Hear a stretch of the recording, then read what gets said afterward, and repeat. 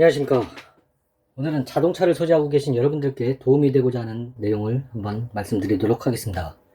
며칠 전에 제가 밤에 시골길을 운전을 하다가 사람 머리통만한 돌멩이 있죠. 이만한 사람 머리만한 돌멩이를 차로 깔아 뭉갠 적이 있었는데요. 운전석 아래 위치까지 돌멩이를 차가 올라탔어요. 네, 그래서 후진으로 돌멩이를 뺀 적이 있었는데요. 후진을 해가지고 그때부터 핸들을 왼쪽으로 한 바퀴 반 이상 돌리고 전진이나 후진을 하면 드르르르 이렇게 하면서 뭔가 닿는 소리가 나는 거예요. 오른쪽으로 핸들을 돌릴 때는 이상이 없었죠. 네, 그래서 일단은 심하게 핸들을 돌리지 않는 이상은 소리가 나지 않아서 일단은 집에 갔어요.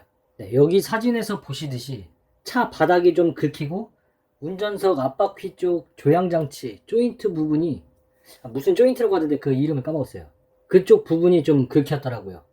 뭐 어쨌든 단지 핸들을 왼쪽으로 한 바퀴 반 이상 돌린 채로 움직이면 소리가 나는 거기 때문에 차를 안 쓸 수는 없었으니까 일단 며칠 조심히 탔죠.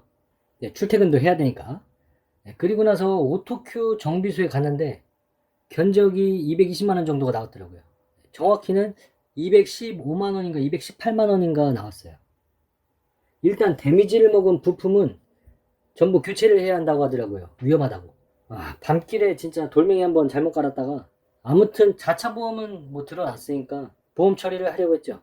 근데 리프트를 이렇게 들어 올려서 같이 확인을 했어요. 정비하시는 분이랑. 긁히긴 했어도 뭐 딱히 휘어진 부분이나 파손된 부분이 없고 뭐 부품들이 살짝살짝 긁힌 자국만 있었거든요. 이게 회전체라면 눈으로 보이지 않는 뭐 휨 같은 거 그런 게 있으면은 좀 위험할 수가 있어요. 고속 회전을 할 때. 근데 이거는 조향장치잖아요. 그 뭐 바퀴 굴러가는 이런 부분이 아니라 그쪽만 살짝살짝 뭐 긁힌 자국만 있었는데 그래서 제가 얘기를 했죠. 이거 꼭 새로 교체를 해야 되냐. 제가 보기엔 뭐 휘거나 망가진 게 없는데 그냥 써도 되지 않겠냐. 조향장치인데. 그렇게 얘기를 했더니 부품이 데미지를 먹었기 때문에 다 교체를 해야 된다는 거예요. 견적서 작성을 해가지고 저한테 보여주는데 제일 비싼 부품 하나가 여기 사진에서 보시는 거 있죠? 그 부품이 165만원인가 그 정도 하더라고요. 이게 가장 비싼 부품이라서 견적이 많이 나오는 거라고 하더라고요. 다른 거는 뭐 한 5만원 정도 왔다 갔다 한 부품 한 6개, 7개 교체를 하는데 그 정도 됐고. 그래서 일단 알겠다. 하지만 이제 수리 기간이 이제 물어보니까 이틀에서 3일 정도 걸리는데 제가 지금 당장은 차를 써야 하니까 스케줄을 확인해보고 다시 오겠다. 이렇게 하고 갔죠. 200만원이 넘어가면 자차로 고쳐도 보험료 할증이 붙으니까 다른 정비소에 가서 점검을 받아봤습니다. 거기는 이제 자차 보험이 적용 안 되는 그냥 정비소예요. 거기선 그러더라고요. 우리 정비소는 자차 보험 적용이 되지 않기 때문에 여기서 고치면은 자재비만 해도 많이 나오니까 차라리 자차 보험이 되는 곳에 가서 고쳐라. 네. 여기 있죠. 똑같은 거. 이 부품을 가리키면서 이 부품만 해도 80만원이 넘는다. 이렇게 말씀을 하시더라고요. 아니, 집에 가서 생각을 해보니까 여기는 160 몇만원 견적이 나오고 여기는 뭐 80만원 80 얼마 견적이 나오고 어림짐작으로 했겠죠. 그러니까 뭐 한 1.5배 치더라도 한 120만원이라고 치더라도 오토큐에서는 공인비 빼고 165만원 나왔는데 그 자재비만 그 공인비 빼고요. 네. 근데 두 번째 가는 데는 뭐 한 120만원 정도 하겠죠. 그래서 너무 차이가 많이 나서 일단은 다른 오토큐 서비스 센터 한 곳에 더 가봤습니다. 네. 제 목표는 부가세 포함해서 견적가 200만원 밑으로 최대한 195만원 정도 그렇게 좀 협상을 하려고 다른 데도 또 가봤어요. 네, 거기 가서 리프트 들어 올리고 정비하시는 분이 유심히 이렇게 보시더니 제가 내용은 다 똑같이 얘기를 했죠.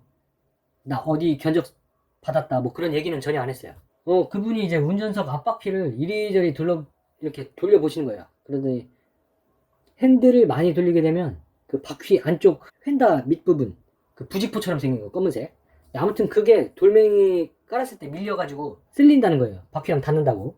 그러더니 이제 볼트를 한 개 풀고 잡아당겨가지고 고정시킨 다음에 볼트를 다시 조였어요. 그러더니 이제 작업이 끝났다고 한번 타보시라고 하는 거예요. 그래서 제가 말했죠. 아니 여기 이런 부품들이 긁혔는데 데미지 먹어서 부품을 교체해야 되는 거 아니냐. 이러니까 뭐 운전을 할 때 핸들이 한쪽으로 뭐 쏠리신 느낌이 있어요. 뭐 그런 거 아니면은 그냥 타셔도 됩니다. 저 정도는 교체 안 해도 괜찮아요. 뭐 이렇게 얘기를 하시는 거예요.